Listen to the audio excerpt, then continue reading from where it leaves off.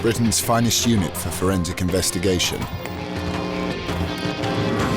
is embarking on a new and groundbreaking mission. Experts in human identification, they use the full arsenal of modern technology. But now, for the first time, they're applying these skills to identify bodies from the long, distant past.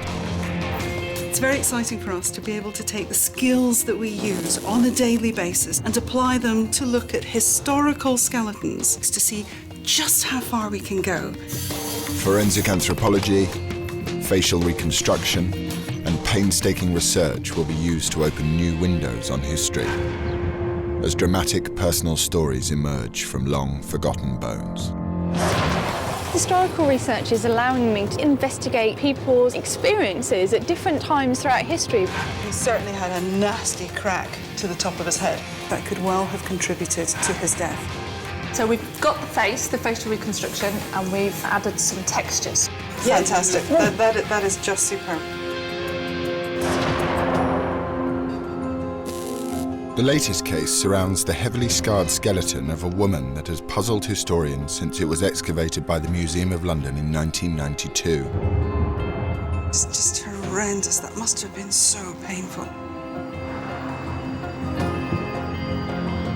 The bones reveal shocking new truths about life on the streets of Victorian London. That's just an open wound. That's right.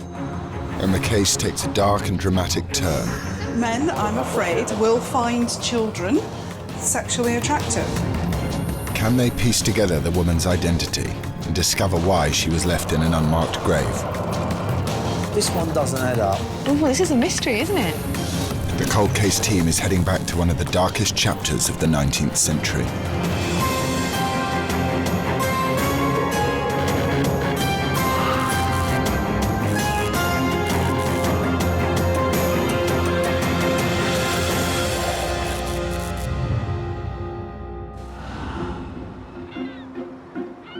This is the Centre for Anatomy and Human Identification at Dundee University.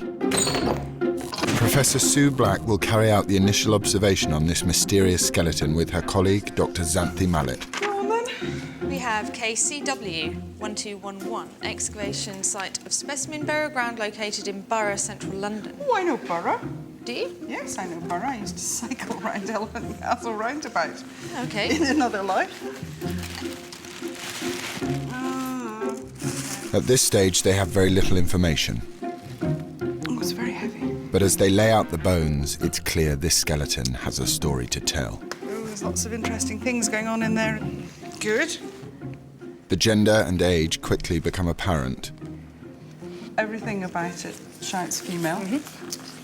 Grasshopper as well. So, in terms of supraorbital ridges, female. mastoids, Yeah.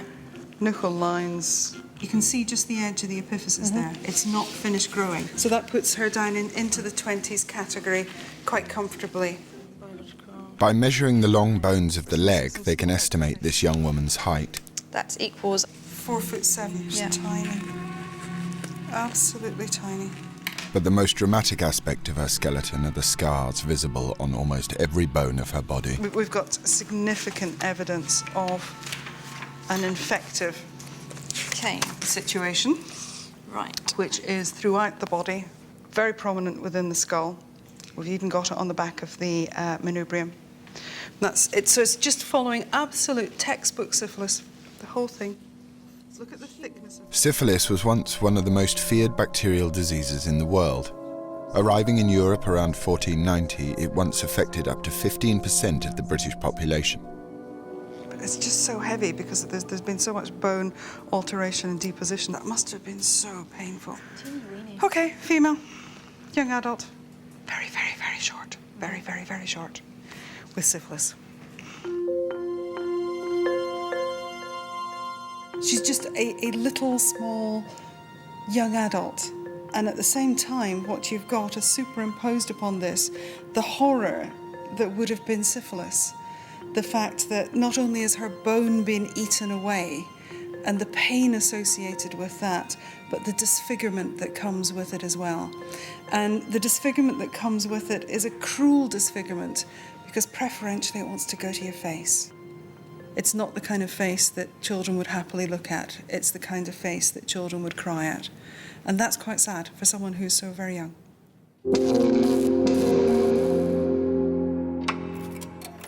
So this is the body of a young woman, probably in her 20s. She was around 4'7" tall and was ravaged by syphilis. To reconstruct the details of her life, the team will need to delve into a murky world of quacks and agonizing treatments for a disease that remained a medical mystery. Case reference CW. Sue and Xanthi bring together the rest of the team at the evidence board. Dr. Caroline Wilkinson will carry out the facial reconstruction, while Dr. Wolfram Meyer-Orgenstein will analyse trace minerals in the bones. These will reveal information about her diet, her social status, and where she might have lived and died. There's an area of, quite an extensive area of alteration on the frontal bone.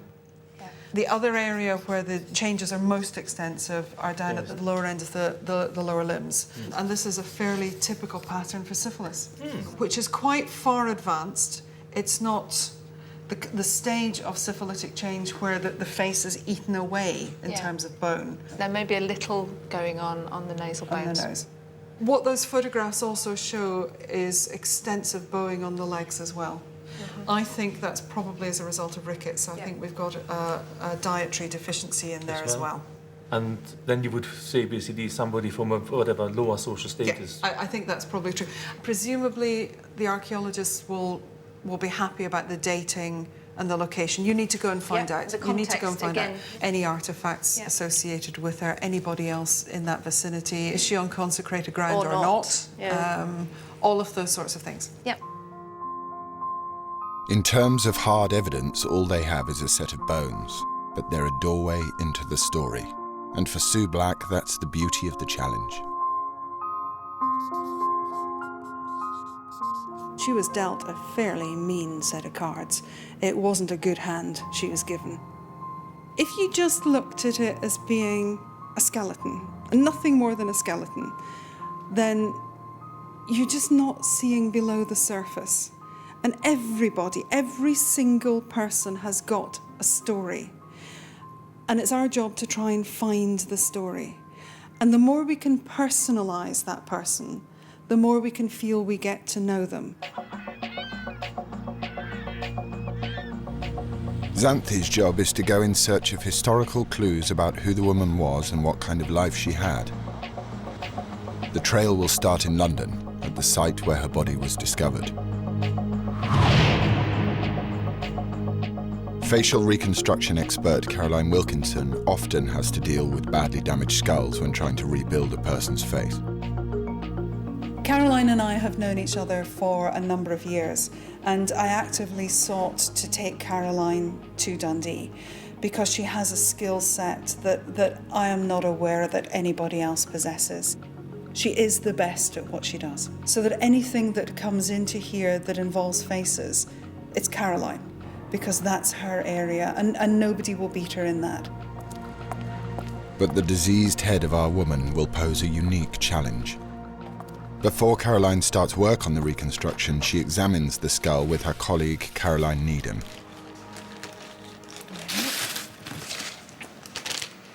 Now, what have we got there?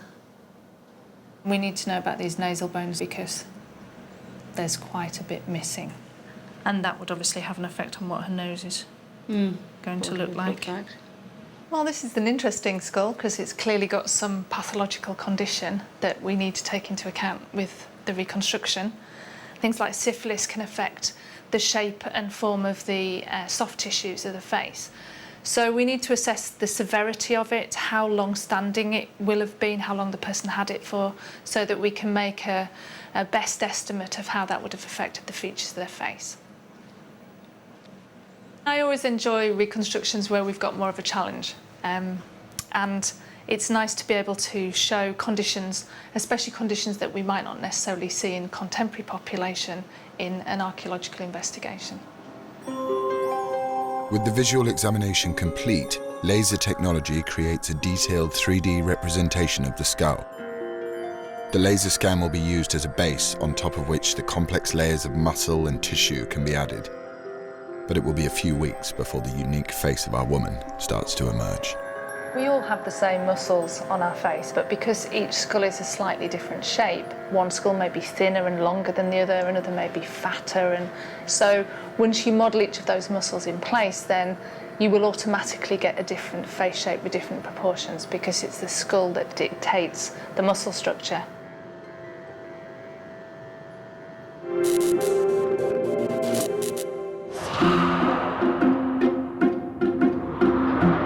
Xanthi arrives in London to learn more about where the skeleton was found and start building a picture of her life. What this historical research is allowing me to do is to really investigate people's experiences at different times throughout history, because normally I actively don't look into the person's history because your report has to be objective, scientific. There can be no personal influence. I start with the science and it ends with the science because it has to, because it's part of a forensic process.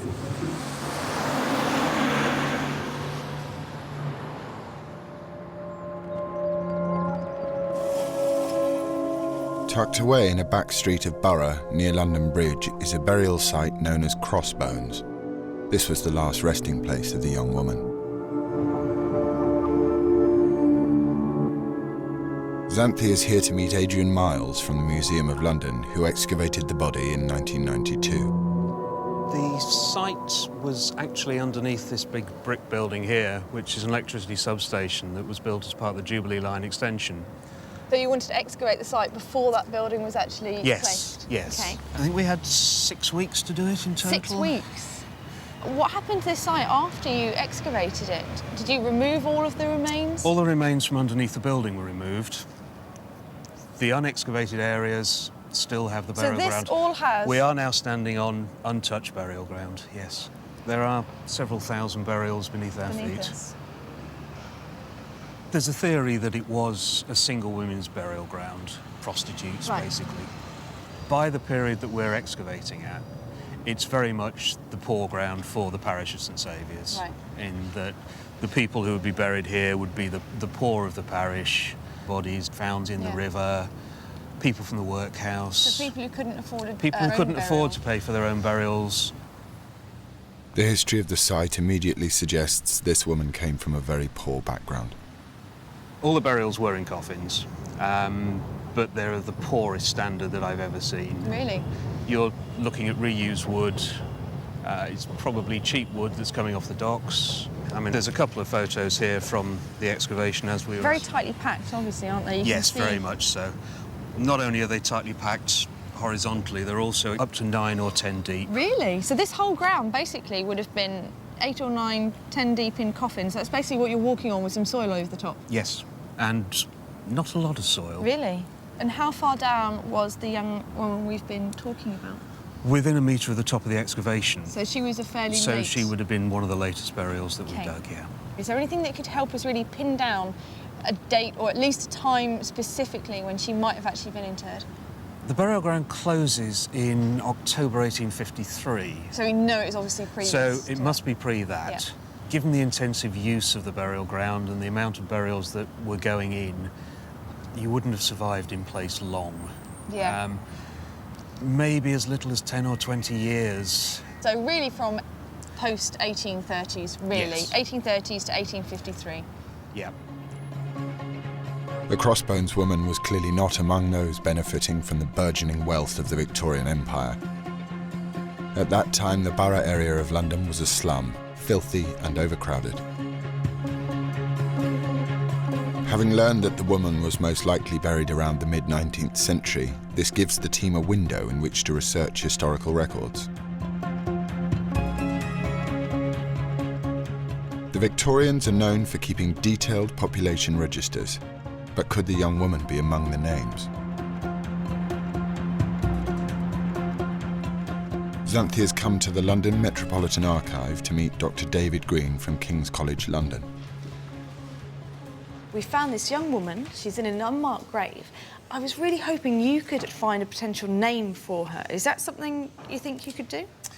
It's possible. Year of death is going to be difficult because it's unmarked, but I've got a time period when I think she may have been buried within.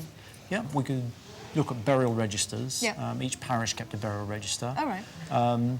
We could look at hospital records. There's a couple of hospitals in the locality.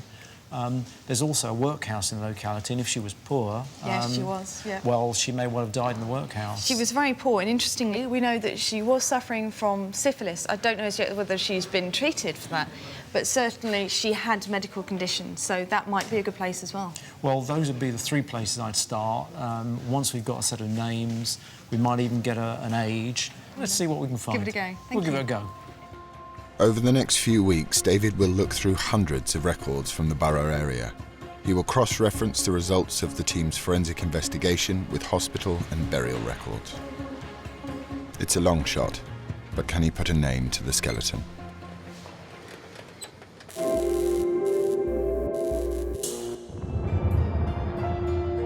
The context of where and how the skeleton was found points to the woman having come from a very poor background. Now it's up to science to confirm whether her bones back up the historical evidence. In Dundee, Wolfram is carrying out further analysis of the bones. How's it looking? He knows what he's talking about. He, to my mind, is the grandfather of all stable isotope analysis. There is nobody else that I would go to. There is nobody else that I would trust in terms of relaying that information for a forensic investigation. By studying the carbon and nitrogen isotopes within the bones, he can discover details about the person's diet and geographical movements during their lifetime. But in this case, the fact that she was riddled with syphilis has broken down the composition of the bone and is affecting the results. Just by looking at the bone, you can see the attack that has taken place. Her bone, no matter which bone you're looking at in the skeleton, has a pitted appearance. So the chances are that we will not get any meaningful data which would give us an indication about geographical provenance.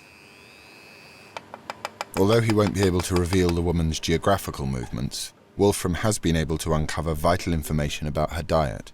The carbon signature was suggesting a diet that's sort of at the lower end. So omnivore, not that much meat in the diet, more vegetables and whatnot. This means our woman ate very little protein, confirming that hers was not a life of privilege. Xanthes arrived at the Museum of London, one of the world's largest collections of skeletons, holding an extraordinary 17,000 bodies in its vaults. The Crossbones woman was one of 148 skeletons found at the same burial site. A high proportion of them were infants, reflecting the high mortality rate in poor areas of Britain at the time. Xanthe is meeting curator Jelena Bekvalak to see if the bones of the children can shed new light on the early life of the Crossbones woman. That area particularly wasn't a very nice area at all. I mean, it really was known for being quite a sort of a slum area, bad cases of things like cholera, infection. So not a very good environment at all for being born into and then trying to survive and living. Yeah. So you were doing very well actually to sort of live and survive in that sort of condition. So is there anything within the actual skeletons that can indicate that they had poor diet, so, you know, a relationship to their lifestyle? Yeah, there are. Something like rickets is something that we might see in the skeletons. This is a femur, so that's your leg bone. This is on the right-hand side. How old is this individual? This individual's probably aged about 1.5 years old. What we were seeing in these children is that we saw a much higher rate of rickets, active rickets, and also things like scurvy as well, which would indicate to us the sort of environment and nutrition that they were getting. So they're not eating fresh fruit and vegetables, no, essentially? They haven't got a very good diet, no. Yeah. You've got pollutants, industrialisation and poor diet. So we're seeing that in the skeletons. 19th century Borough would have been covered in thick smog caused by industrial pollution. And the bending of the bones that characterised rickets was caused by lack of exposure to sunlight as well as a poor diet. Xanthe is starting to build up a compelling profile of our young woman. Her circumstances weren't unique, but if we can reclaim her as an individual, what can we learn about the time she lived in, seen through her eyes? What's really come out from talking to Jelena is that the people buried in this gravesite and the people living in that area of London at that time really were the poorest of the poor. They were suffering from disease, poor diet. She was only in her early 20s when she died. So really, I mean, she's had quite a sad, desperate existence.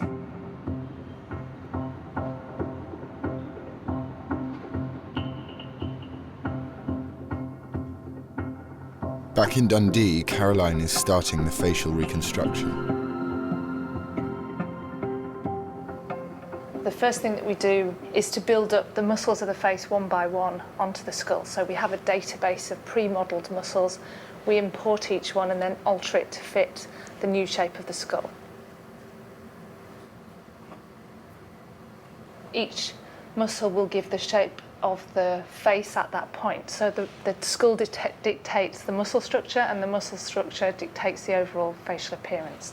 And then we can look at the details of the face, such as some of the features like the nose and the mouth and the eyes and the ears, and position those from looking at the morphology, which is the shape of the bone. The next stage will be to uncover precisely how the syphilis would have disfigured the woman's face.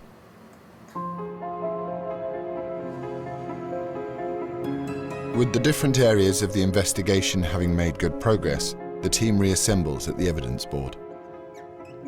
We think that our young woman died towards the end of use of this particular graveyard because of where she was located. She's quite close to the top, but she was left in situ. The grave wasn't marked, so we don't know who she is exactly when she was buried, but there may be records that may help us indicate who she might have been.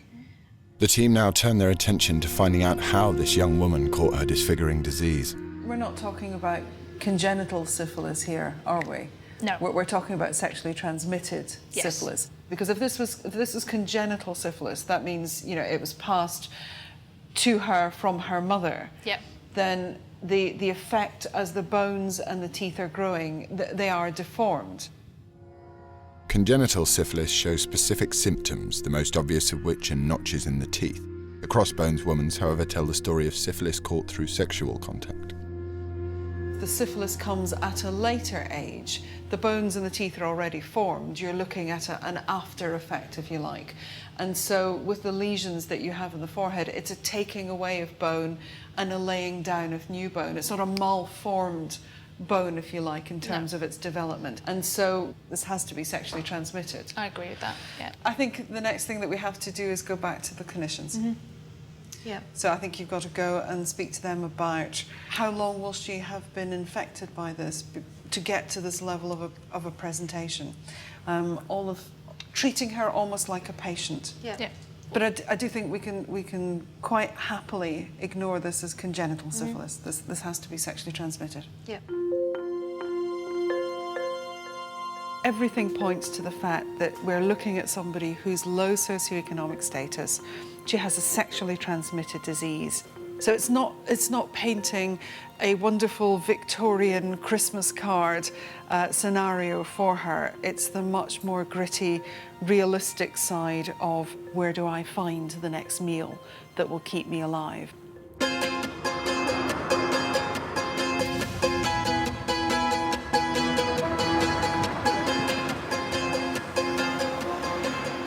By the 19th century, syphilis was a plague in London, affecting up to 20% of the population. Known as the Great Scourge, it was the AIDS of the Victorian era. The disfiguring effects of the disease are well documented. Joseph Town was a medical artist at Guy's Hospital in the 19th century. He created hundreds of wax anatomical models of patients showing a range of diseases, including syphilis. Xanthi is meeting Dr. Patrick French, who still treats syphilis in the 21st century. The remarkable thing about syphilis is that it's a condition which has these very distinct stages. I mean, the first stage, 2 or 3 weeks after having sex with someone who's got syphilis, you develop an ulcer. But this is what it looks like. This is an old kind of a 19th century kind of wax model of a syphilis ulcer of the lip. You know, if you ignore it, it will just get better on its own. And it looks as though it's healed up. Okay. But it hasn't. All right, so they would think that they're healing. That's and they're right. not, in fact. And, you know, if you ignore it, it will go away, it will get better. And then a couple of months later, you feel quite sick, you get fever, and the characteristic thing that happens in secondary syphilis is that you develop a rash. Yeah. This is a pretty extreme model of a secondary syphilis rash affecting the face, these kind of pustules. Again, it gets better if you leave it untreated. So after about a month or two, it would have got better. Right, and of course, okay.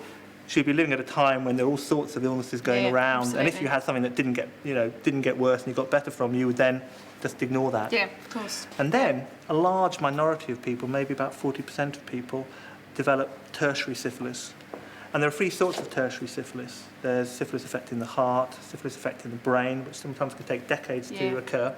But also, and clearly what she had, was something called gummatous syphilis, where you get these pretty nasty lumps of dead tissue, of scar tissue, which affect bones and particularly affect skin. And this is someone with a gumma, one of these horrible areas of dying tissue affecting So this the nose. is necrosing tissue right in the centre of her face. Exactly. The general view is that it's probably reinfection with syphilis that causes gammata. So no one really knows for certain, but that's the likely cause. And in the minds of moralising Victorians, repeated infection of syphilis could mean only one thing. STDs, including syphilis, were strongly associated with prostitution at that time. Thinking about what Patrick said about the fact that it's sexually transmitted and how this was associated largely, rightly or wrongly, with prostitution. So, I mean, I think that's quite a dark line to travel down, but I think certainly there's some indications that this young woman could have caught it as a result of being a prostitute.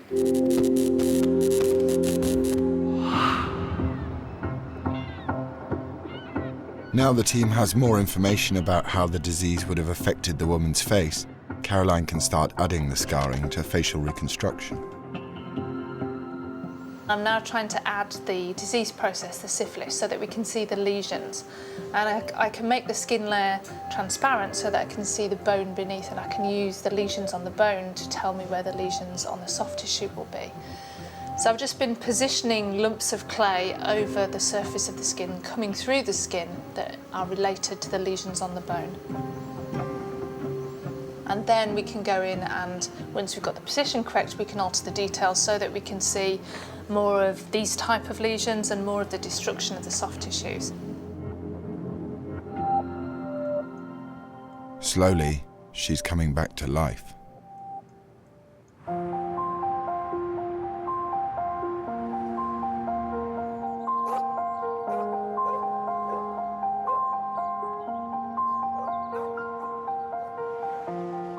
The pomp and prosperity of the Victorian era masked a dark side of poverty and prostitution.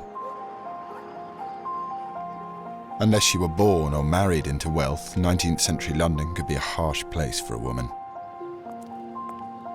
Sadly, with few employment options and barely any state support, it was all too easy for a single woman to fall on hard times.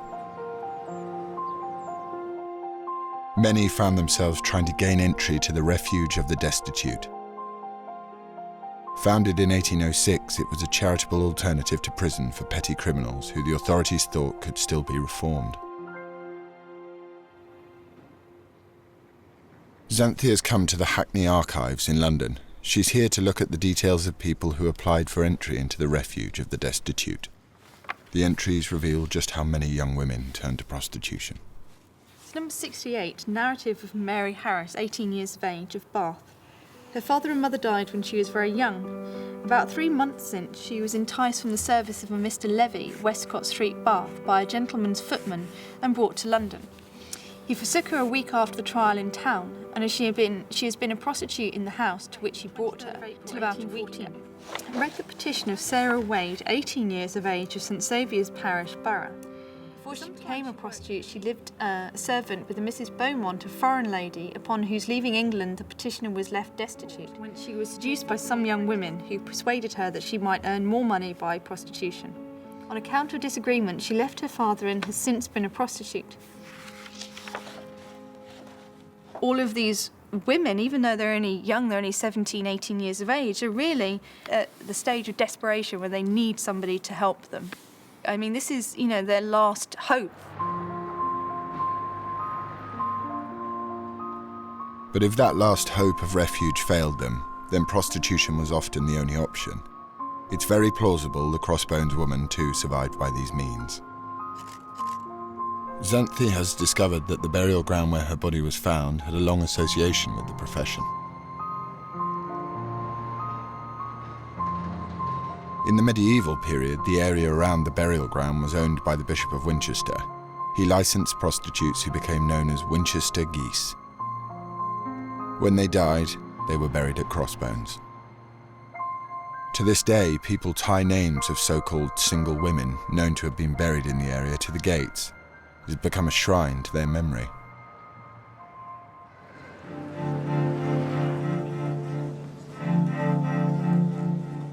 By the 19th century, prostitution was a major industry in Victorian Britain, bringing in over £20 million a year. London was known as the horse shop of the world. It's been estimated that a fifth of the female population of London were involved in the profession. Although disapproved of by some, prostitution was not illegal. Xanthi is meeting historian Hallie Rubenhold to find out what life was like for the Victorian prostitute. Women's work is so poorly paid, you can never support yourself and maybe your 6 children. And so you find yourself in a situation where you quite literally have to exchange sexual favours for food in many cases, and that's what a lot of these women were forced into. Prostitution was rife, and especially in the slums, and Borough actually was one of the worst slums in all of London. What dangers would have been involved for her if she was doing this on a daily basis? Well, obviously there were tremendous dangers involved in a life of prostitution, disease being the foremost among them. People didn't use prophylactics in the same way that we would use them today, and those that they did use, the condoms, tended to be reusable and weren't always the cleanest things. You would wash it and reuse it, and they weren't always the most effective things either. So taking what we know about the woman where she was buried, a particular female we've been looking at, we know from the skeleton that she had syphilis.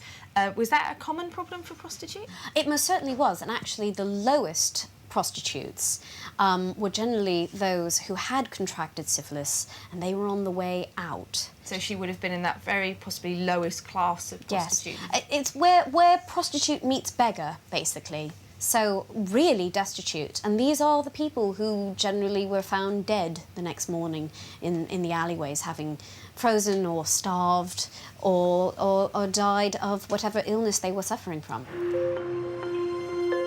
Sadly, the evidence for our young woman having been one of these lower-class prostitutes is growing. She was ravaged with syphilis, presumably through repeated sexual contact, and her body was discovered in a burial ground with a long association with prostitutes.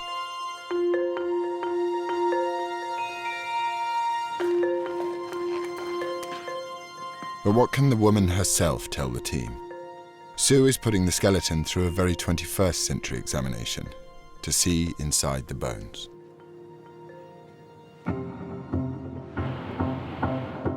This CT scanner can create a three-dimensional X-ray image of the skeleton. This allows Sue to look for signs of trauma or illness not visible to the naked eye.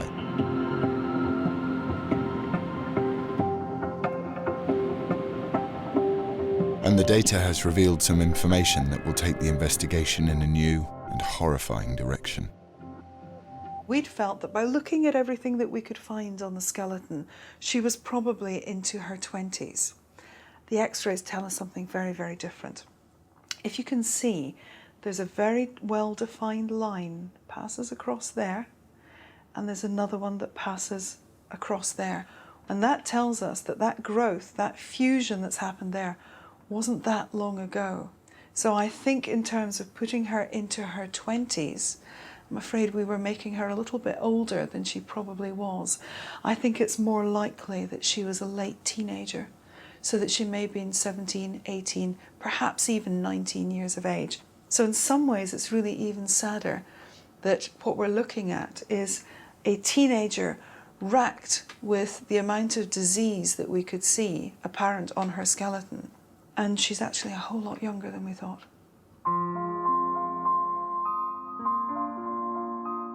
It means that if she was suffering from advanced tertiary syphilis, which often takes years to develop, that she was probably infected as a child.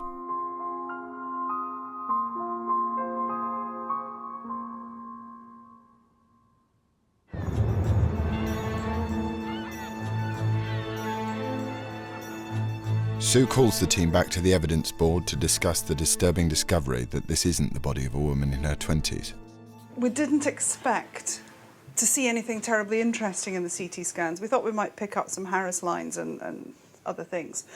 But what we did pick up is something that's likely to change what we thought was the original age for the young lady. So I think we need to bring her down into a teenager. Ooh. Is the truth. So if you think that we're looking at a teenager, maybe even 15 or 16 years of age, and you're saying that the level of disturbance that we're seeing physically in relation to her could be anything that's 3 to 10 years in the making, then you take 3 years off that, you're in 13. Don't take 10 off. 10 years off that. No, you're on don't 6. do Why not that. take 10 years off it? Have you any idea on a daily basis how many cases we work on paedophiles? So that, you know, men, I'm afraid, will find children and teenagers sexually attractive. What's really tragic is you're talking about a first infection that was certainly at a very young, just even possibly even pre-teen, but early teens. With the age of consent at 13 years old, girls were sexualised at a young age in Victorian Britain. It was also wrongly believed that sleeping with a virgin could cure a man of syphilis. In the absence of medical knowledge about syphilis, quackery and superstition often took hold.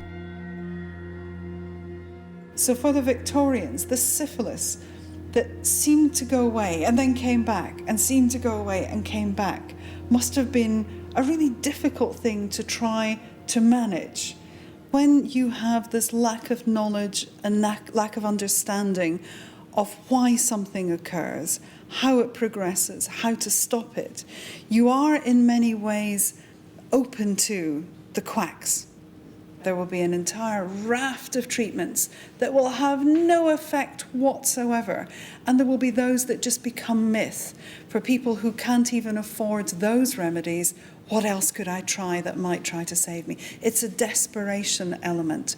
But if you're desperate, you'll try almost anything.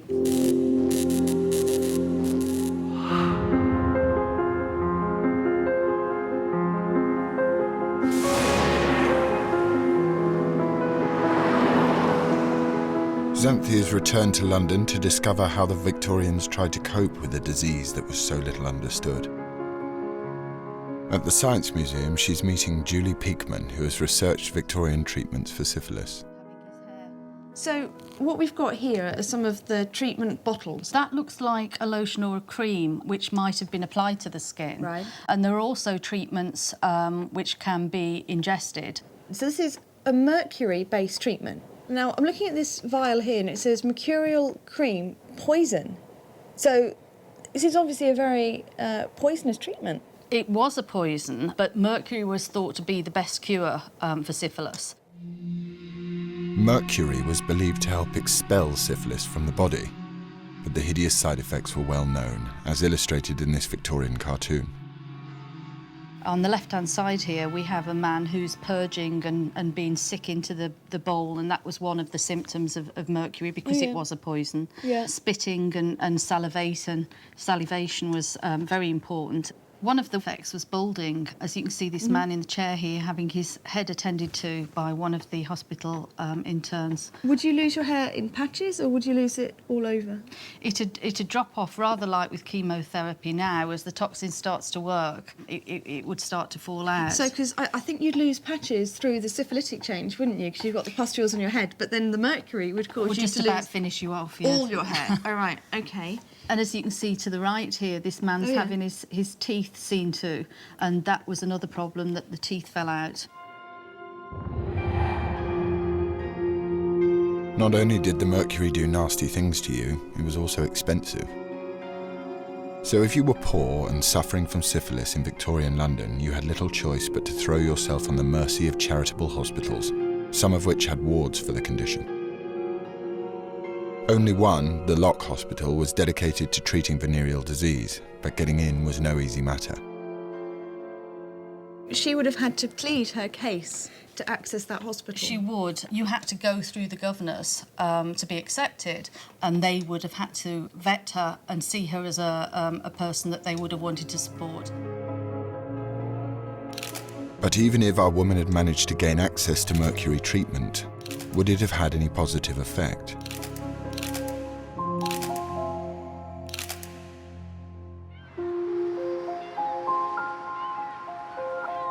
Xanthi is meeting chemical engineer Hal Sosabowski to recreate a Victorian mercury treatment. We're going to start making an ointment now, an old-fashioned anti-syphilitic ointment, using a recipe from this pharmacopoeia, British pharmacopoeia. This is the 1869 version. This is unguentum hydrargyrum subchloride. That's the ointment of liquid silver, the subchloride thereof. There's only got 2 ingredients. It has. It's got the active ingredient, which is the mercury chloride, and the lard, which is the dispersant. Yeah.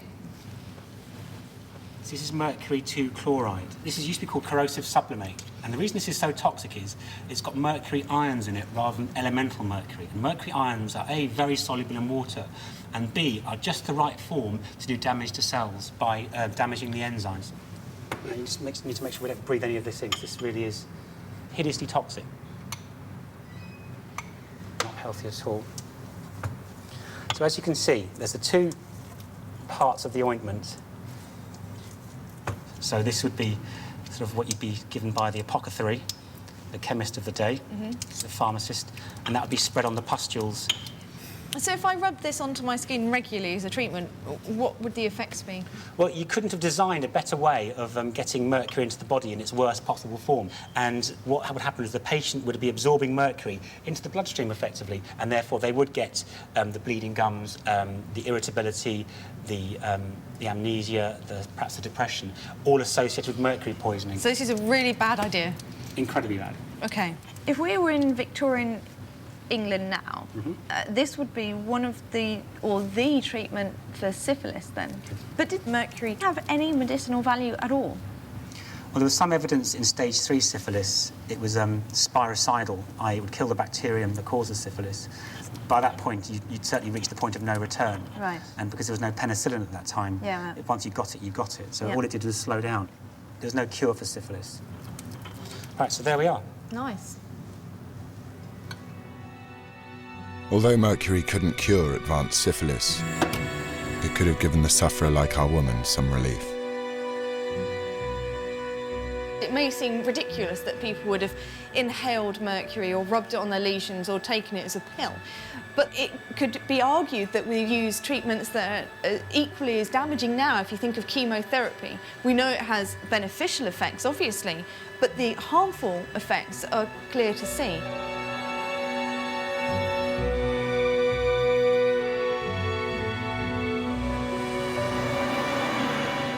But this has highlighted another unknown aspect to this case. Xanthi still doesn't know whether or not our woman ever received any medical treatment for a disease that she clearly lived with for some time.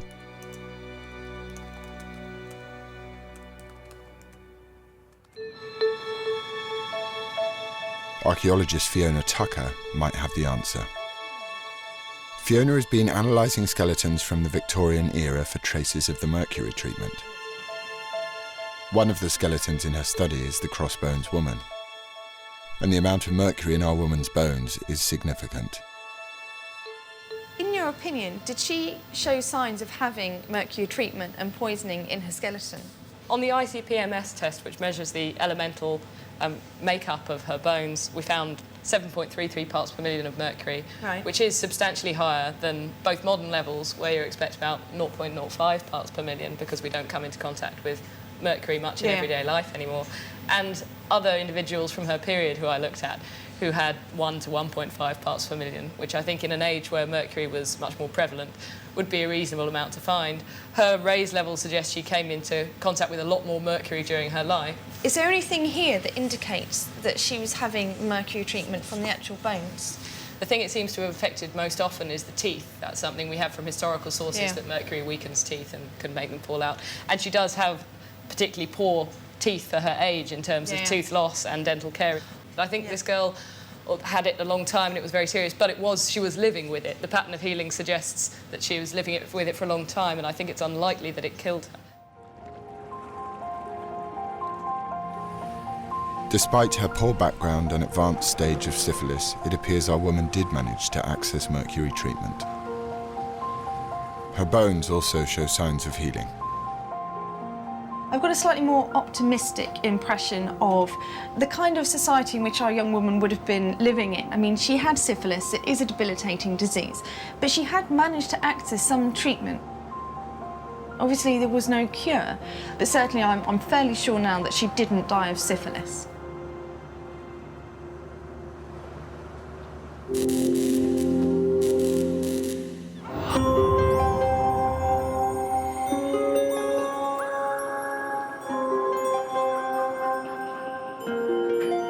Even if the syphilis did not kill her, it was still disfiguring. Back in Dundee, Caroline is almost ready to reveal the woman's face.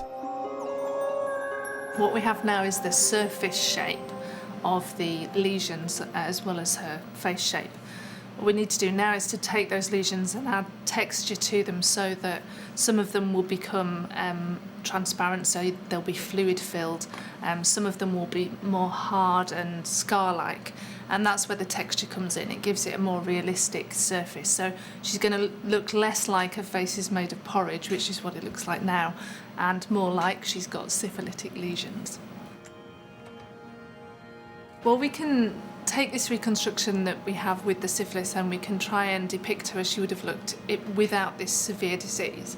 Part of it will involve some degree of estimation because some of her nasal bones have been disrupted through the disease process. So we'll have to estimate the nose, but we should be able to get enough of a likeness of her as she would have looked without the syphilis, which would be nice to see as well, especially as she had this mercury treatment.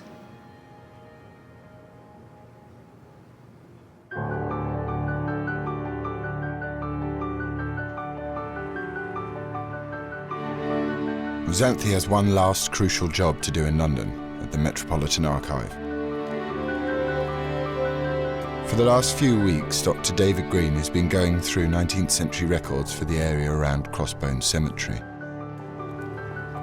He's been cross-referencing burial records and hospital records, trying to find the names of people with similar stories to the Crossbones woman. David has focused his research on the last 3 years of the Crossbones Cemetery, from 1851 to 1853, because the skeleton was found near the surface. If we go to the burial registers, we've done it for about 3 years or so, we can narrow it down because that age group it was quite rare for someone of that age group to die. Oh, really? So, yeah, I mean, you either died young or you died old, but actually in the middle there's relatively few people. David has narrowed down his research to a few names, but one of them stands out. So here we have the Dead Book. Yeah. The burial registers of St Thomas's Hospital in Southwark. It's a charity hospital. It takes a lot of poor patients. Right.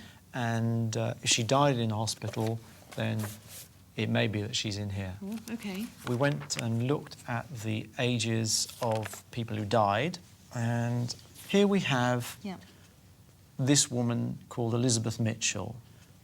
She's 19. age 19. The date she was admitted, 5th of August of 1851. The date that she died, 15th of August. She only lasted 10 days there. This woman, there's something about her, because she comes from, or she's in the hospital in Magdalen Ward. That was a ward for women with venereal disease. Oh, okay. Oh, right. Okay. So, and On the right-hand side is a column marked medical remarks, cause of death. Oh, right. These are scrawled in, so doctor's handwriting doesn't change. Typical doctor's handwriting. Exactly. Yeah, absolutely. But it looks like it says, ask the physician. Came in for discharge and sores, died under physician's care, and it looks like that then says, with pneumonia. Elizabeth Mitchell fits the profile of the skeleton.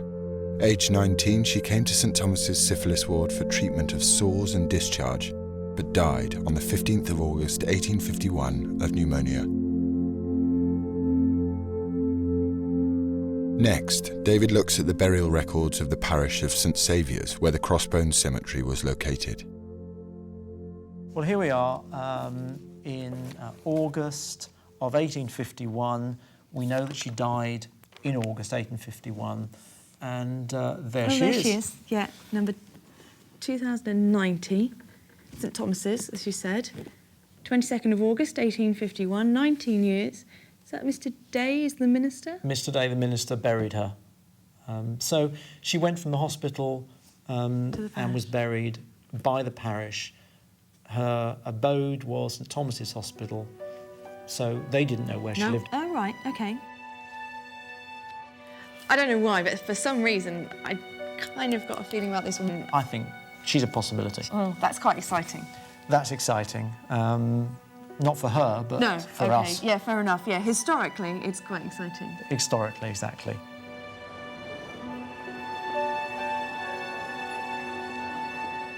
Xanthi heads back to Dundee. The investigation of the Crossbones woman is nearing its end. When it began, all the team had was an unknown skeleton from a burial ground in Borough. But a combination of historical and forensic analysis of the bones has brought the case to its conclusion.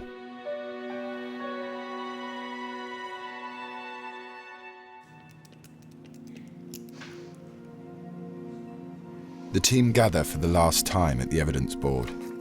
Caroline is ready to reveal the face of the woman. But first, Xanthi reveals the name and profile she discovered. So the name that came up was Elizabeth Mitchell. And she was 19. So kind of at the top end. At the top end of what?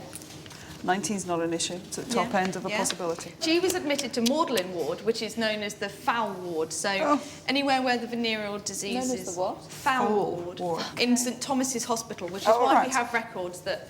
I know it very well. I used to work there. Okay.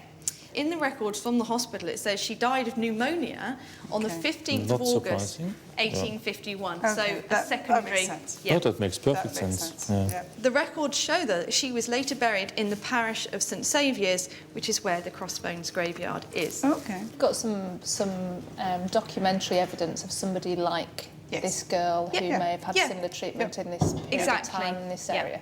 Which is quite nice. So you obviously will never know, but this does fit with her. She is in the right ward, she's the right kind of age. Excellent, well done. I was really impressed. Well done. With the historical research complete, it's now time for Caroline to reveal the final piece of evidence. We've done two here. So first of all, we've got the reconstruction that's done with the disease, so showing the signs of syphilis. Ooh. The face shows how the young woman would have been horribly disfigured by sores associated with the disease. So the position of these lesions is based on the position on the skull, that you can see. There was some destruction to her nasal bones at the top, but not at the base of the aperture. So we've got a loss of shape of the nose a little bit here with these lesions, but you can still see the overall structure. So that is pretty horrendous, isn't it? Yeah, and it's quite extensive, isn't it? It covers quite a lot of the surface of her face. Some of them are fluid-filled, and I'm guessing if she's getting discharged. Yeah. Okay. Presumably, there's a bad smell element to this as well. Well, I would have thought so. This is an infection. At the end of the day, you can't hide any form of a disfigurement really that occurs on face. There's no escaping your portrayal to the world that you're carrying this disease. No. Yeah. So it would have been quite obvious that she was suffering. Then what we decided we were going to do was to try and depict her without the syphilis. Okay. Because it would be useful for us, I think, in terms of seeing her as an individual, to see her facial appearance without this awful disease which had such an effect on her physical appearance. And if she'd had access to penicillin and such things, she could technically have been cured from it. Or never been affected. Absolutely. Affected in the first place.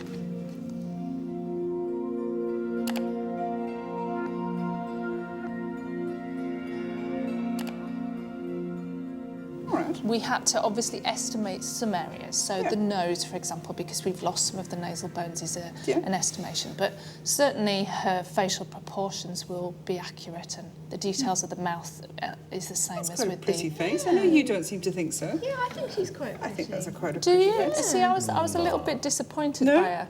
Oh, it's a good male perspective. I think the kind of spell would probably be sort of homely. Homely. Excellent. Yeah, I think that's really good. Yeah. So it might be Elizabeth Mitchell. You never It know. could be. Age 19. Maybe what she looked like. So I think if we bring this one to a close, because I think we are as far as we can go, the summary on this seems to be that we have a teenage female, probably working as a prostitute, certainly suffering from sexually transmitted syphilis, who did receive treatment for it, because we know that there's mercury within her bone. We suspect that she may have ended up, like many would have done, in a poor hospital, receiving some treatment, and like so many, she may have succumbed to a secondary condition, presumably as a result of her own decreased immune system. Pneumonia would be a very common one, and as a result, she's buried effectively in a pauper's grave. That's very sad, really, isn't it? I have to say. Yes. We kind of knew this was never going to be a happy tale. Well, no, it was, from the outset. But I think this has gone as far as it can, and I think it's produced an amazing amount of information, really, that we hadn't anticipated. Yeah. And so I think it's a job well done. Who would have thought we got to a name? Yeah, absolutely. Sue and the team have been on an extraordinary journey to piece together the identity of a girl who died more than 150 years ago. I think the first impression that we had of the crossbones lady was just how small she was. And we had no understanding of the enormity and the strength of the story that was going to eventually materialise from this investigation. Being able to go back in history and using science as the tool to take you back in that history, and still working at the lowest, almost the lowest level of the sector of society, to still come out with a possible name. That's astounding. That really is astounding. That's not something we could ever have predicted as a possibility. Elizabeth Mitchell was one of thousands of people buried around Crossbones. In its time, it was a pauper's burial ground, but now it's become a shrine. One night a month, a group of volunteers assemble to remember and pay tribute to the dead. We gather here to remember the outcast dead, the paupers and the prostitutes who were buried here. People like the woman discovered at Crossbones led a life cursed by poverty and disease. And her story would have stayed buried forever if it weren't for the efforts of the cold case team willing to dig up the truth and disinter history along with the bones.